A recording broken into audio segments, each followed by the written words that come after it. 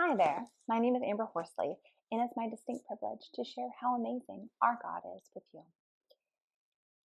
Being a mom is such a privilege. It's a hard calling, um, but you get the opportunity to speak truth and life and remind your children who they are. And so our roles are very important.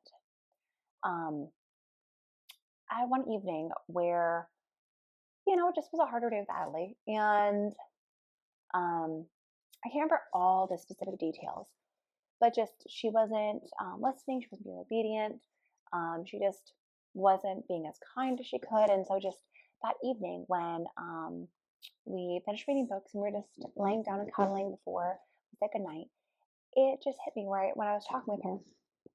I was just like, baby girl, it made me sad today when you chose to disobey and when you chose to be disobedient because other people didn't get to see the light that you are. Other people didn't get to see the beauty and God's image and you being the image bearer of Him. And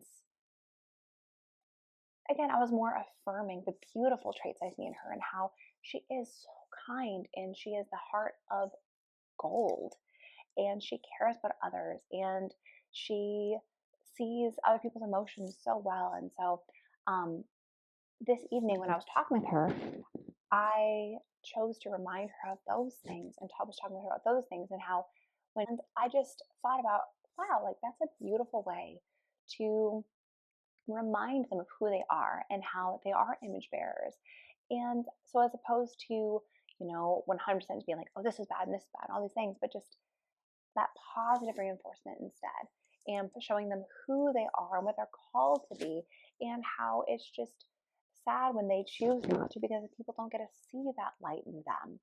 And I just saw her heart that evening and how she really responded well to that type of correction as well. And so it's just one of those that I love those moments as a parent too, when you say, you're like, that went well.